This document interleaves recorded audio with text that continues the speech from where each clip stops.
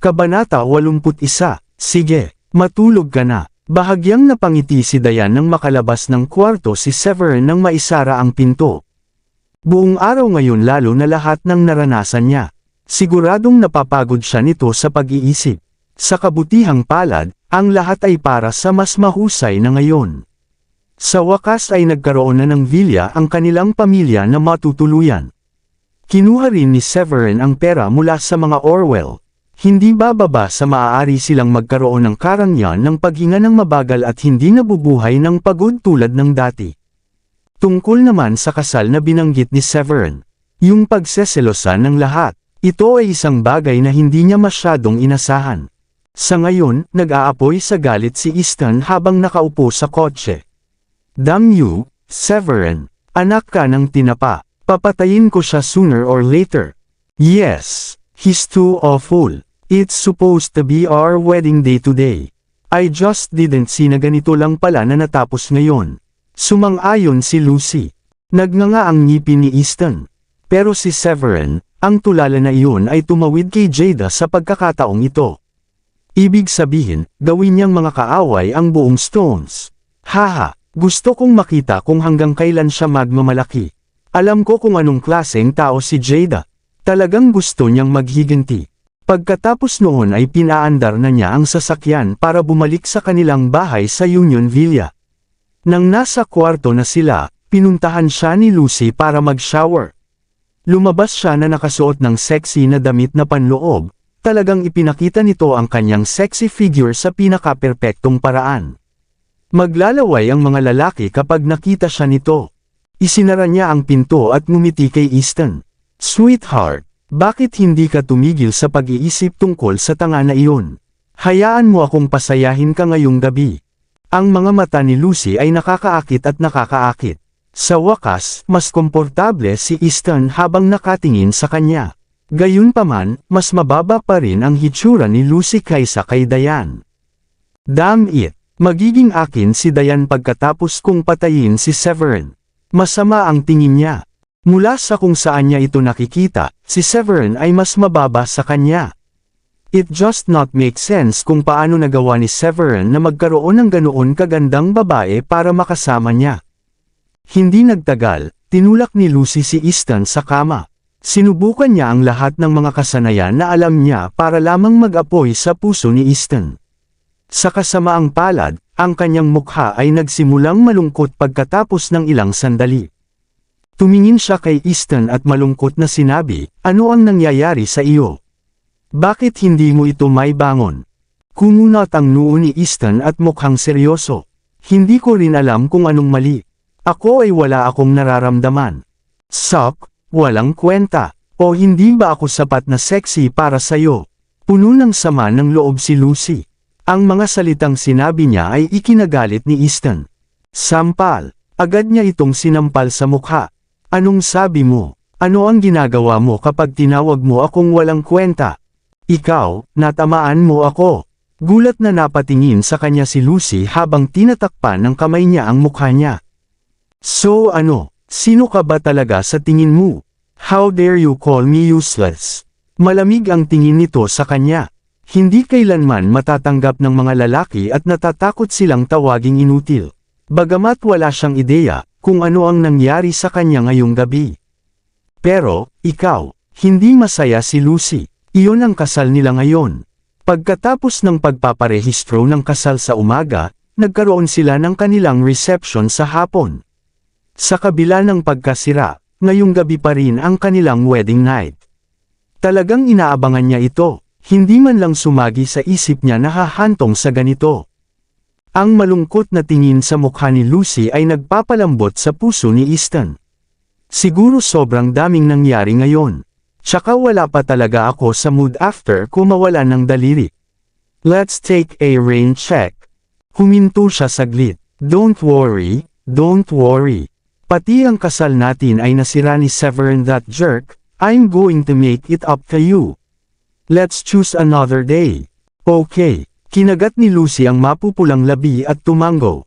Sa kaibuturan ng kanyang puso, mas lalo niyang kinaiinisan si Severin. Kung hindi nagpakita si Severin, siya na ang pinakamasayang babae sa mundo. Ang kasal na pinlano niya at inaabangan ay nasira lang ni Severin sa huli. Kinabukasan, maagang gumising si Severin para umalis ng bahay. Ayon sa address, binigyan siya ni Blade kagabi, hindi nagtagal bago niya nahanap ang lokasyon ng Draco Hall. Sa gulat niya, napatigil siya nang nasa pintuan na siya. May isang lalaki na nakabantay sa pinto. Ang kanyang pangalan ay Harvey. Tumingin siya kay Severin at nagtanong, "Hoy, anong ginagawa mo dito?" Ito ang headquarters ng Draco Hall. Mga autorisadong tauhan lang ang pinapayagang pumasok. Ngumiti ng mahina si Severin. "Nandito ako para hanapin ang Supreme Commander at ang Second in Command. Si Draco ang humiling sa akin na pumunta. Sabi niya hinahanap ako ng Hallmaster." "Oh really? You want to look for them?" "I'm afraid they are quite busy." Nakasimangot si Harvey at sinadya niyang gamitin ang daliri niya para kuskusin ang isa pang daliri ng ilang beses.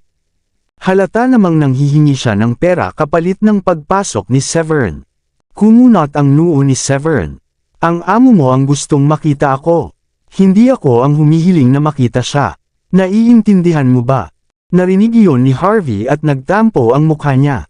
"Hoy! Hindi mo ba alam na kaya ng pera ang lahat ng problema? Ito ang unspoken rule ng lipunan.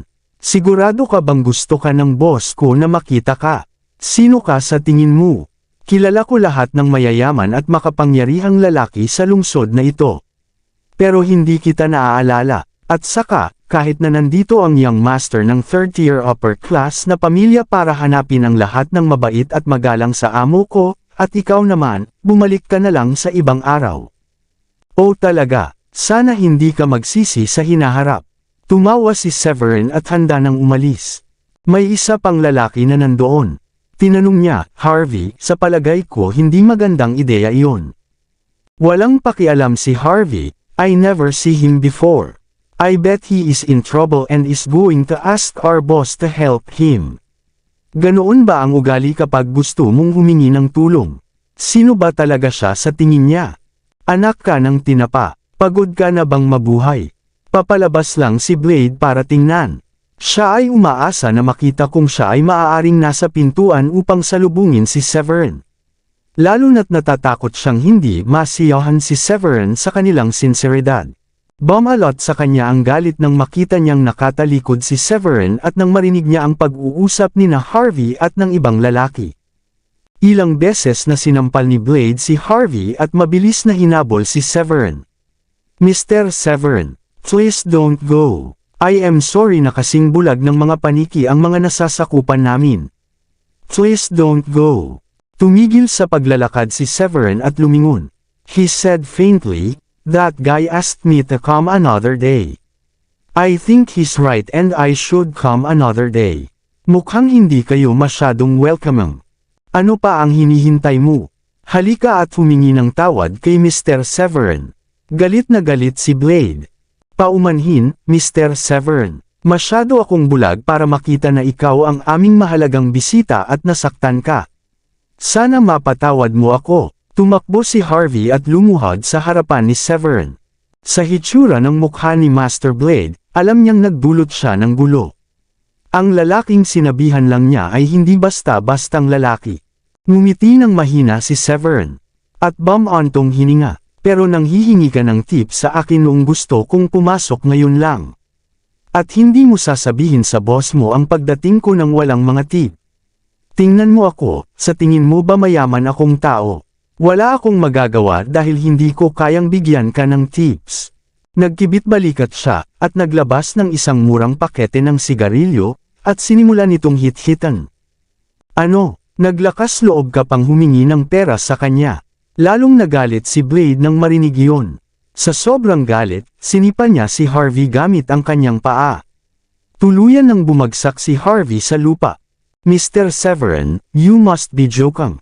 How could you be a poor person? What about this? I'm going to have him cut off his arm to apologize to you for asking for money from you. I hope you could let it go after that. What do you think?" Tanong ni Blade. Natigilan si Harvey sa narinig. Naging malabo ang kanyang mga mata. "Tapos na ako. Alam ko na ngayon na walang sinuman sa Draco Hall ang nangangahas na tumawid sa lalaking ito. Kung hindi, hinding-hindi yun sasabihin ni Master Blade. Ito ay isang napakabigat na parusa. Si Harvey ay magiging isang taong may kapansanan sa hinaharap. Si Draco Hall ay walang anumang lugar para sa kanya. It's too serious. Arg, forget about it. Hayaan mo lang na sampalan niya ang sarili niya ng 2 beses. Para maalala niya ang nangyari ngayon. Sabi ni Severin. Narinig mo ba iyon? Hindi ka ba magpapasalamat kay Mr. Severin sa madali niyang pagpapaalis? Udyok ni Blade. Salamat, Mr. Severin. Salamat, Mr. Severin. Talagang maaalala ko ito at hinding-hindi na ako mangangahas na gawin ito sa hinaharap. Ilang beses na sinampal ni Harvey ang sarili at nagpasalamat. Mr. Severin. Sa ganitong paraan, pakiusap. Hihintayin sana kita sa pintuan para salubungin ka mismo ngunit hindi ko alam na magiging maaga ka. Bahagyang yumuko si Blade at sinalubong si Severin. Napangiti si Severin. Nagkataon na libre ako kaya naisipan kong pumunta para tingnan. Salamat sa pagtulong mo sa akin kagabi. Kung hindi, mahihirapan akong makatakas. Nasa likod niya si Blade. Magalang niyang sinabi, masyado kang mapagpakumbaba, Mr. Severin. Sigurado akong madaling makakatakas ang isang tulad mo nang hindi ako nagpapakita para tulungan ka. Sa pangunguna ni Blade, agad silang pumasok sa isang pangunahing bulwagan.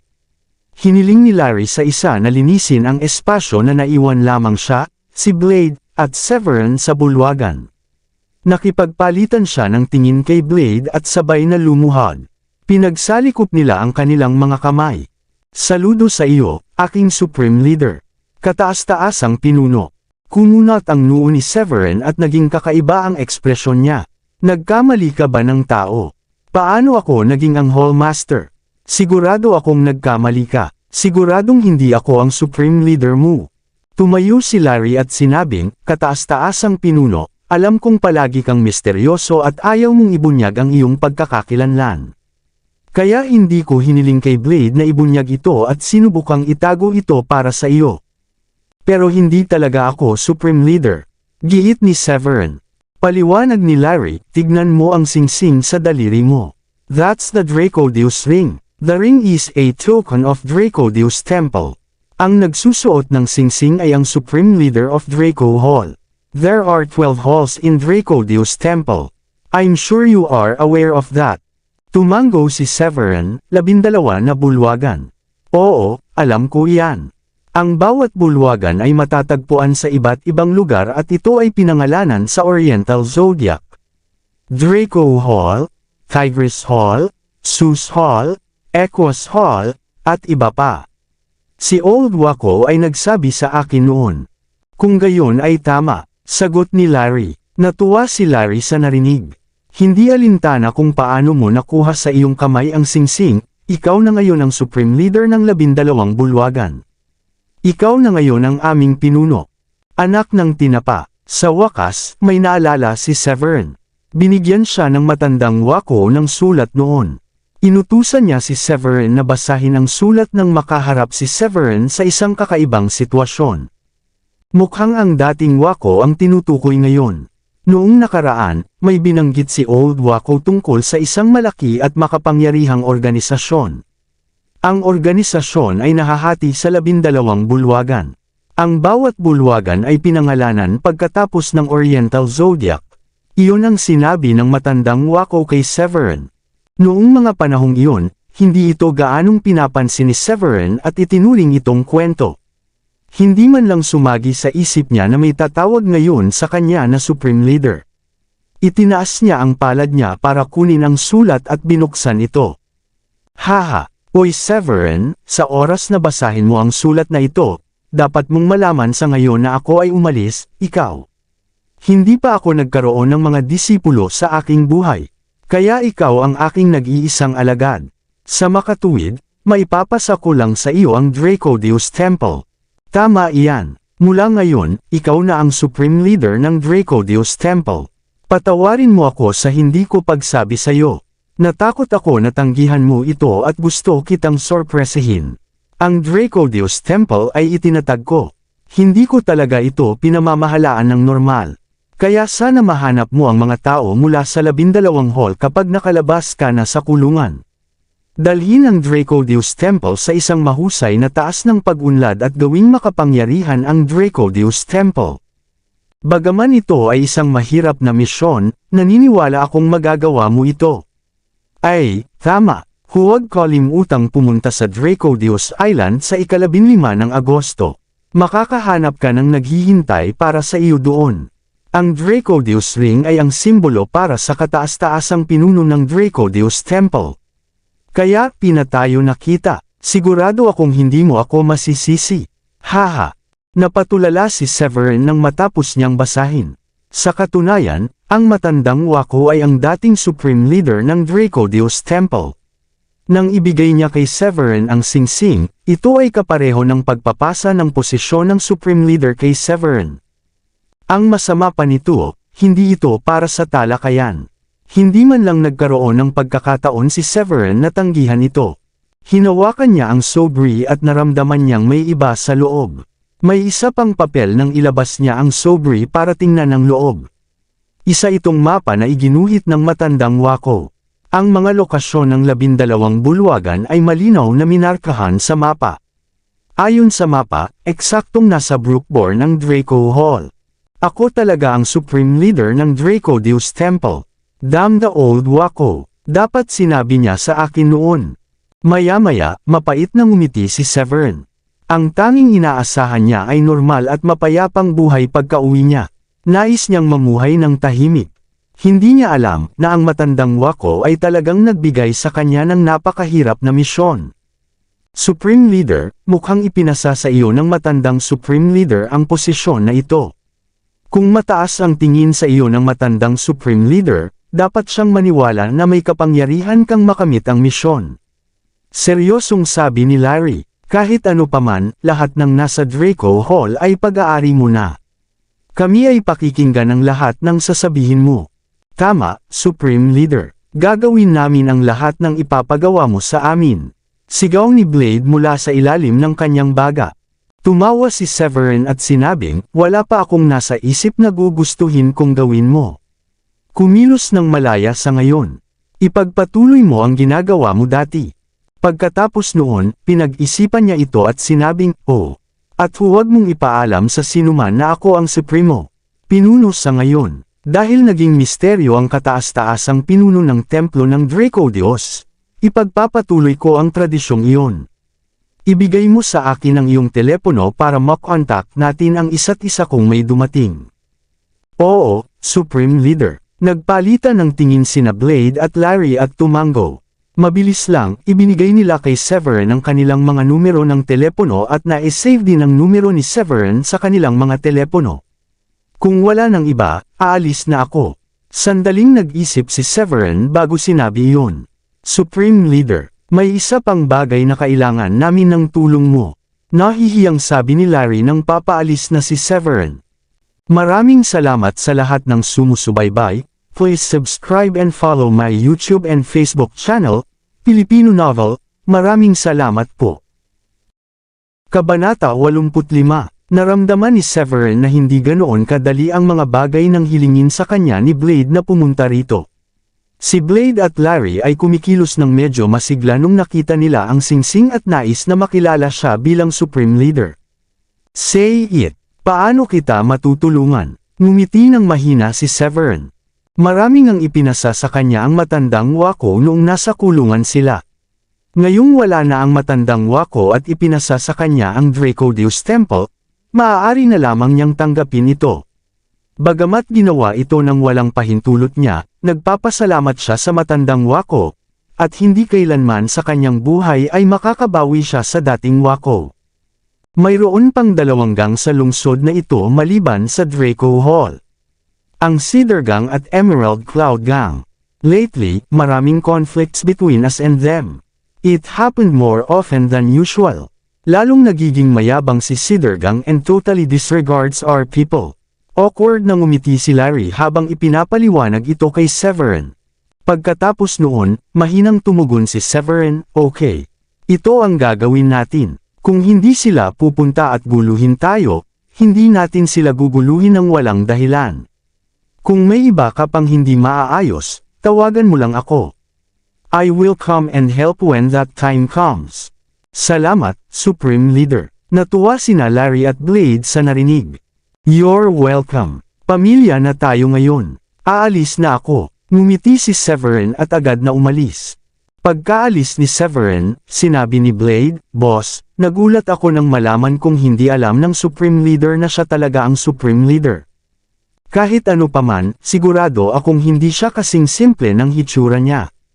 Dapat may dahilan ng matandang Supreme Leader kung bakit si Severin ang bagong Supreme Leader, ngiti ni Larry. Wala tayong dapat ikatakot sa susunod na subukan ng mga miyembro ng Cedar Gang na maghanap ng gulo. Haha, nakipag-away ako sa lalaking may isang mata kahapon at binigyan ng ilang sampal. Nako, pinutol ko pa ang isang daliri niya, natatawang sabi ni Blade. Good job. Ngumiti si Larry nang kasiya siya. Pagkaalis ni Severin sa Draco Hall, mabilis siyang nagmaneho at bumalik sa Dragon Lake Vista. Nakita ng mga bantay sa pintuan ang sasakyan ni Severin at mabilis na sumaludo sa kanya na may ngiti sa mga labi. Halatang takot silang masaktan si Severin. Ngumiti ng mahina si Severin. Pinaandar niya ang sasakyan papunta sa garahe ng unit niya, at nagpark doon, at bumaba ng sasakyan. Bago siya pumasok sa sala ay may narinig siyang nag-uusap. Sa hindi malamang dahilan, tumigil siya at nagsimulang makinig. Nako, Dayan, tingnan mo nga ang bahay mo. Napakaganda, mas malaki pa ito sa bahay namin at mas marangya rin. Boses iyon ng ina ni Dayan, si Felicia. Kumunot ang noo ni Severin. Hindi pa niya narinig ang nanay ni Dayan na bumisita noon. Nakaramdam ng pagkasuklam si Severin sa pamilya ni Dayan. Hindi lang dahil hindi sila tumayo para tulungan siya kahapon sa hotel. Sa pamilya ni Dayan, isa lamang siyang mahirap na kalalabas lang sa kulungan na walang pera at kapangyarihan. Ang higit na ikinagalit niya ay kung paano nila sinubukang hikayatin si Dayan na makasama ang lalaking iyon, si Edward Horsfield. Buti pa, hindi niya inaasahan na makikita niya ngayon ang pamilya ni Dayan para bisitahin siya. Napangiti si Dayan. Mom, this is all because of Severin. Kung hindi niya alam ang paggamot at nailigtas niya si Mr. Henry, hinding-hindi kami maninirahan dito. Dian is right, Mrs. Shanahan. Never in our imagination would we have the opportunity to stay in this type of villa. Feeling ko nananaginip pa rin ako, sabi ni Judith. Nakangiting inihain ni Judith ang tea na ginawa niya sa pamilya ni Dayan. Felicia, uminom ka ng tsaa. Pilit nang umiti si Felicia. Oo. Medyo nagulat ako nang sabihin ni Dayan na dito siya tumutuloy noong ako ay tumawag sa kanya. Akala ko may mali sa tenga ko. At ayos na pala ang tenga ko. Dito talaga kayo nagstay. Humigop siya ng tsaa at iniluwa iyon. Black. Anong tsaa ito? Napahiya si Judith. Ito ay rooibos tea. Sok. Yung nakalagay ba sa loose pack na baka ilang dollars lang o yung nagkakahalaga ng mahigit $10? Seryoso ba kayong umiinom nito palagi? Dear me, this is way too cheap. Reklamo ni Felicia nang hindi iniisip na makakasama ito kay Judith. Kasunod nito, humigop din si Megan ng tsaa. Yuck! Nakakadiri talaga. Ibang klase talaga sa inuman natin dati. Felicia, I'm sorry, pero ito ang tea na karaniwan naming iniinom. Hindi ko alam na bibisita ka ngayon. Bakit hindi ko hilingin kay Maurice na bumili ng mas maganda ngayon? Napangiti ng nakakahiya si Judith. Oo, tama, bibili ako ng mas masarap na tsaa. Medyo hindi mapakali at kinakabahan si Maurice. Hinaplos niya ang kamay habang pilit ng umiti ng matino. Hindi na kailangan. Hindi na ito mapapanood ni Dayan. Hindi nila kailangang uminom kung hindi nila ito gusto. Hayaan mo na lang sila. Dayan, paano mo kami napagsalitaan ng ganyan? Galit na sigaw ni Felicia kay Dayan. Walang pakialam si Dayan. I'm just speaking the truth.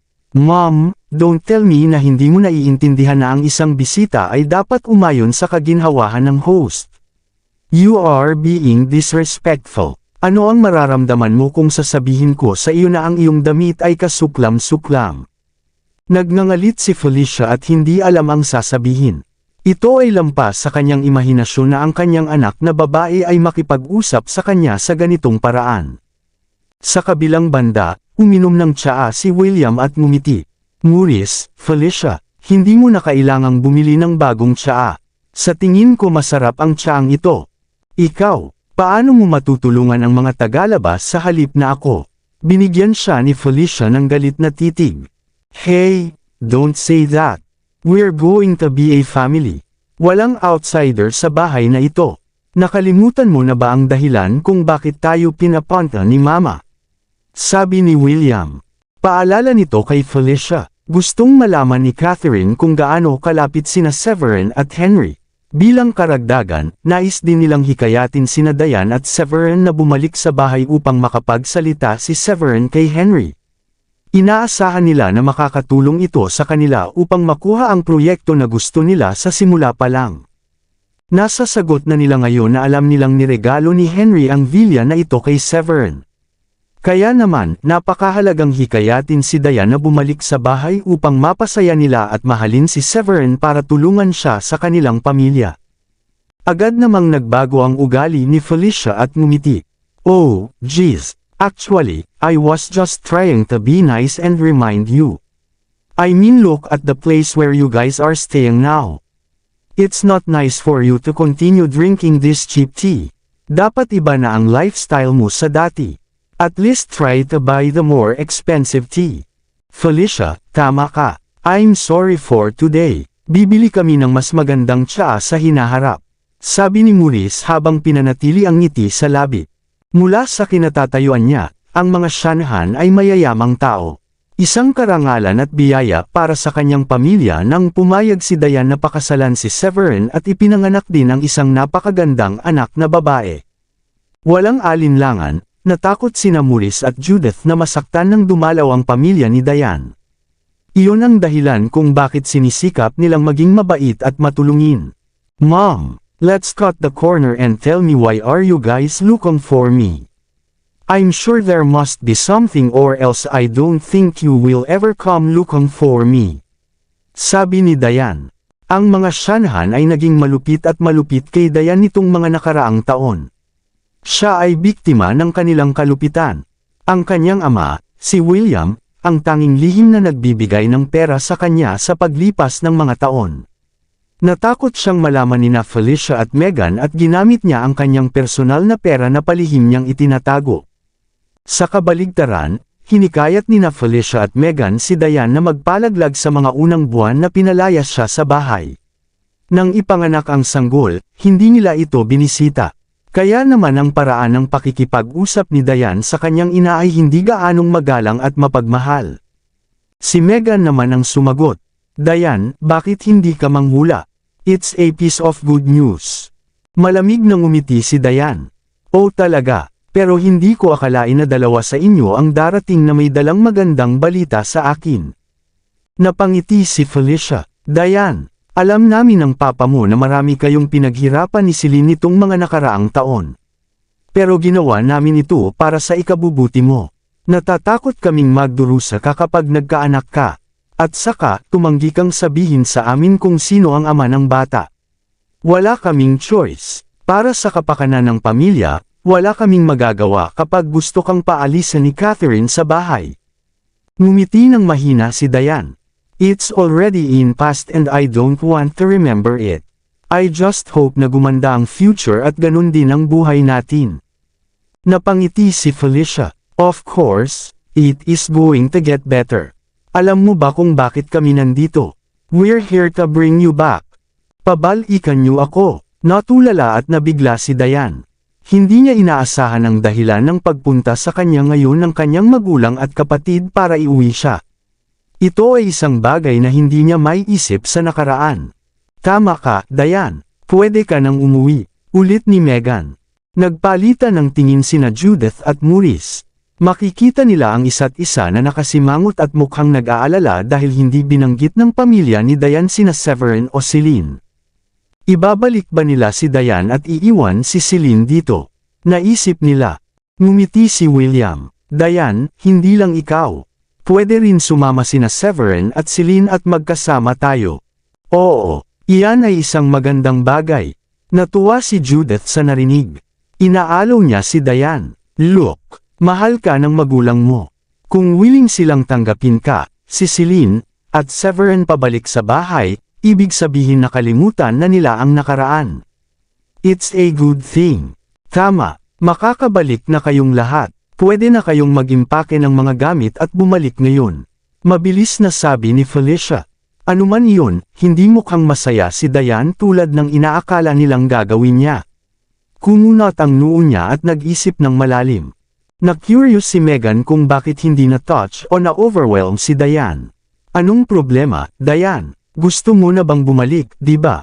O ayaw mong makilala ng pamilya natin sina Celine at Severin? Hindi agad nakasagot si Diane. After a few seconds of silence, she said, bakit biglang nagbago ang isip ni Catherine? Allowing me to go back. And also accepting Celine and Severin. Bahagyang nagbago ang ekspresyon ni Felicia dahil medyo nahihiya siya. Sa kabila noon, pilit siyang ngumiti. I mean it has been over so many years. Catherine is always fond of you. She thought you bring disgrace to the family when you pregnant.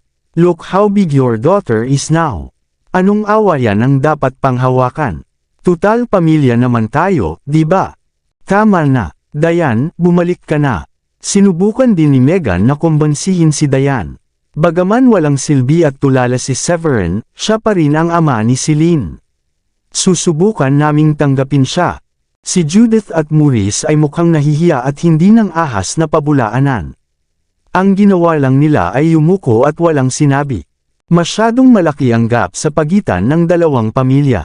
Alam nilang napakasipag ni Severin at napakahusay ng pakikitungo nila sa kanila. Gayunpaman, hindi siya ang pinakamahusay na tugma para sa anak na babae ng mga Shanahan. Alam ang katotohanan iyon, si Maurice at Judith ay may mababang pagpapahalaga sa sarili pagdating sa pagharap sa pamilya ni Diane. Hindi natuwa si Diane nang marinig kung paano pinag-usapan ni Megan si Severin. Sino ang tinatawag mong imbecile? Sa nakikita ko, hindi siya imbecile. He's a passionate man. He has medicinal knowledge. He would stand out with bravery and fight for us when his parent, me, and Celine got bullied. Ano ang silbi ng pagtayo kung wala siyang kapangyarihan?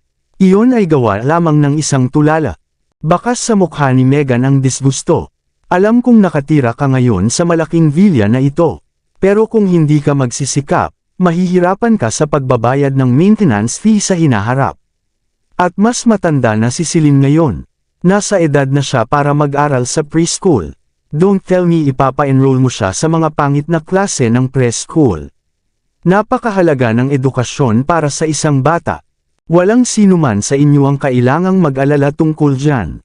Agad namang nagsalita si Diane.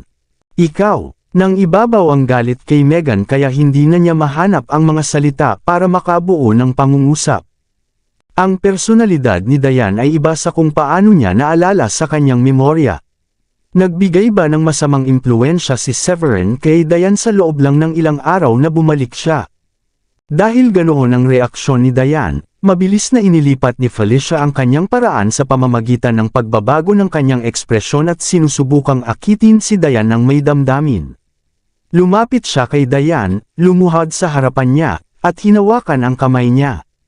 Diane, gabi-gabi kitang namimiss. Sa tingin mo ba hindi ako nag-aalala sa iyo?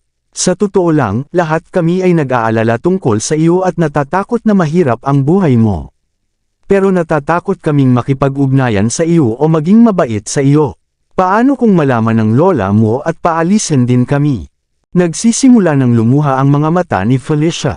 Unti-unting lamambat ang puso ni Diane. Ang mga taong ito ay ang kanyang mga magulang at kanyang kapatid na babae. Higit sa lahat, si William ay lihim na nagmamalasakit sa kanya at tinulungan siya noong nakaraan.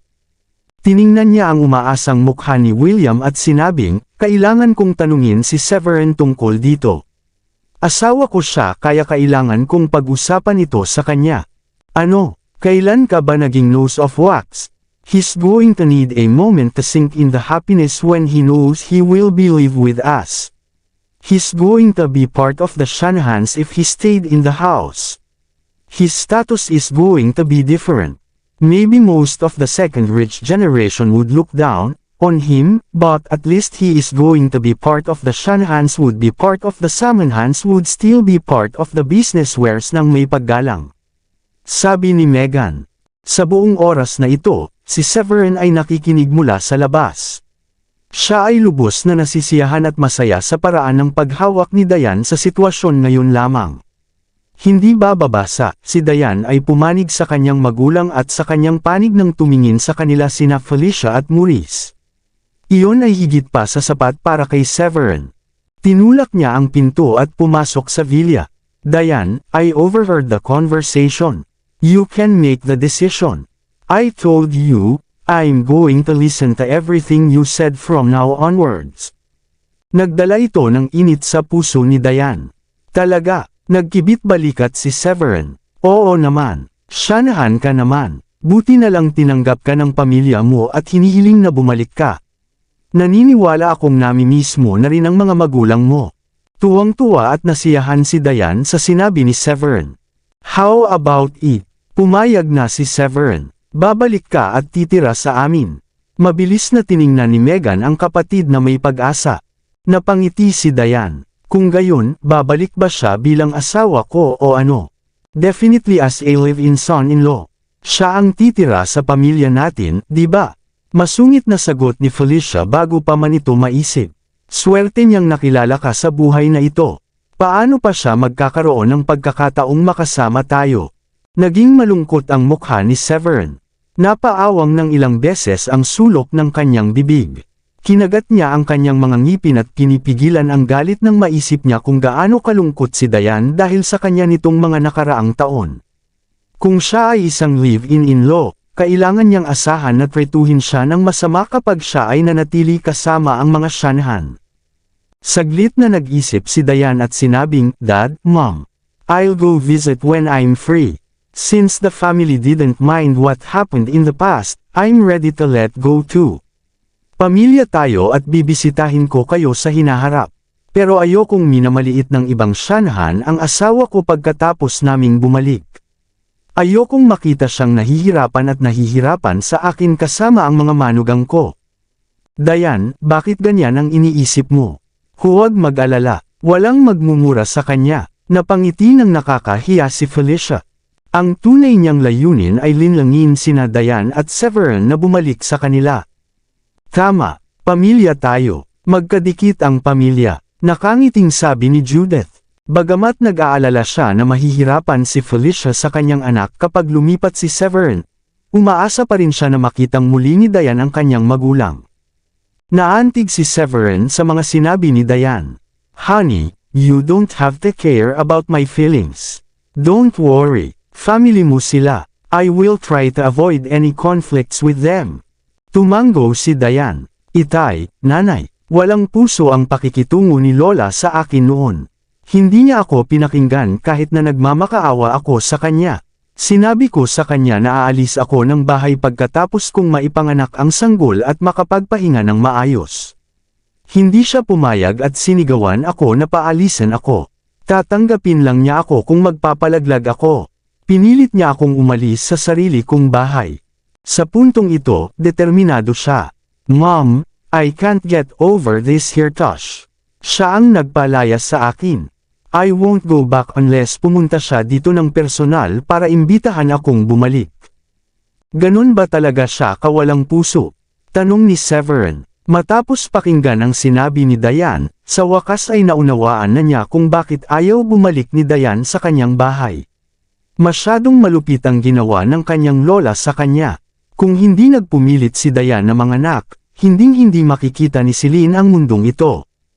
Napaisip siya sandali at tumango. Diane, tama ka, dapat man lang tayong tumayo sa lupa.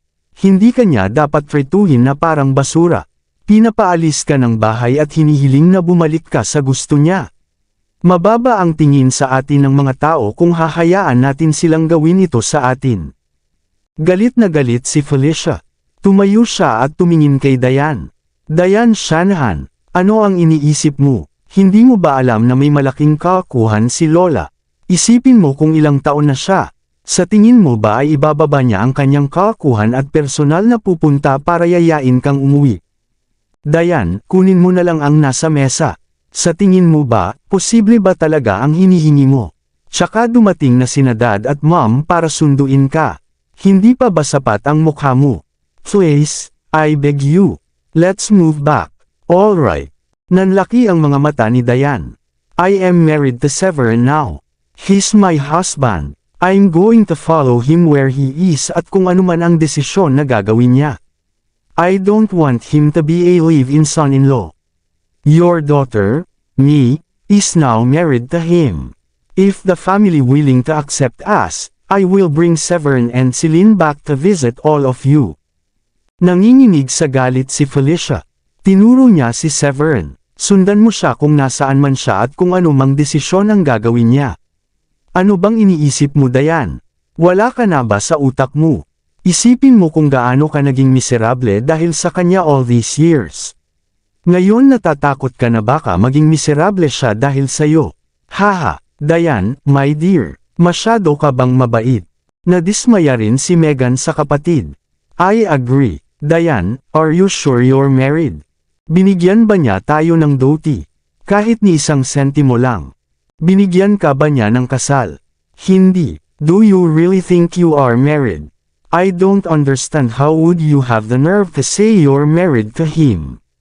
Nagpatuloy siya sa pagsasalita habang nakakross ang kanyang mga kamay at inilalagay ito sa harap ng kanyang dibdib ng mapanlait. Ano ang masama kung dumaranas siya ng kaunting paghihirap noong namuhay siya kasama ang aming pamilya? Wala ito kung ikukumpara sa paghihirap na naranasan mo nitong mga nakaraang taon.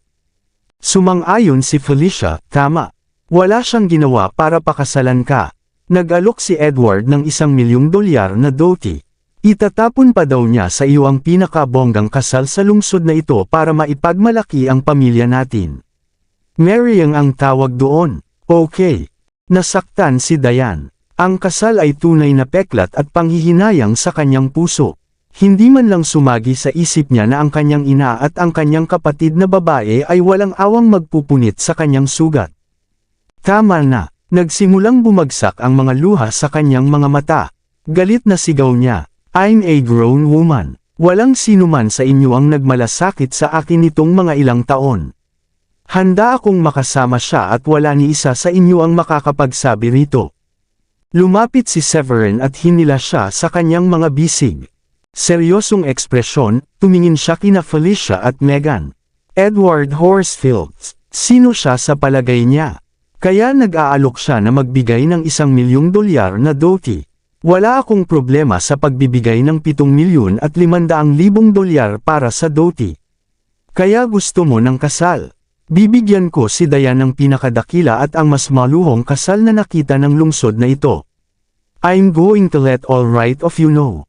She is my wife's right of you know, at hayaan siyang pakasalan ako sa pinakakahanga-hangang paraan. Haha, kahit sino kayang mag-bluff. Binigyan ni Felicia ng masamang tingin si Severin matapos ang narinig niyang biro na pinag-uusapan ni Severin. I have to give it to you. Sinabi mo ito nung nasa hotel tayo. Ngayon ka na naman ng bobola. Sa pagkakataong ito, mas malaking bullshit. $7,000,000. Sigurado ka. Severin, ano ang pinagsasabi mo? Saan ka hahanap ng $7,000,000? Tanong ni Judith. Kabanata 10. Natakot si Judith sa sinabi ni Severin at nakaramdam ng hiya. Anong meron kay Severin? Bakit hindi niya kayang tiisin? Hindi siya dapat nambubulabog at nagsasalita ng kalokohan dahil lang sa galit niya sa mga sinabi nila. Pareho silang nahiya ni Maurice sa sinabi ni Severin. Inay, Itay, stay out of this. I'm a man of my word. Giit ni Severin. Kung hindi, paano nila malalaman na tama ang pinili ni Dayan? Hoy bata, mahilig ka talaga mag-bluff no? Fine. Show it to me. I'm going to give you a month's time. Tingnan natin kung may pera ka talaga. Kung nabigo kang gawin ito, kailangan mong ipangako sa akin na makipaghiwalay sa anak ko at papakasalan niya si Edward. Do you dare to bet on it? Ang galit ay pumasok sa ulo ni Felicia. Galit niyang tinitigan si Severin. Dahil gusto mong umarte, ilalantad kita. Fine. A month. Pero paano kung matupad ko ang duty at mabigyan ko si Diane ng kasal? Ano ang gagawin mo? Hindi umatras si Severin at sinamaan ng tingin si Felicia.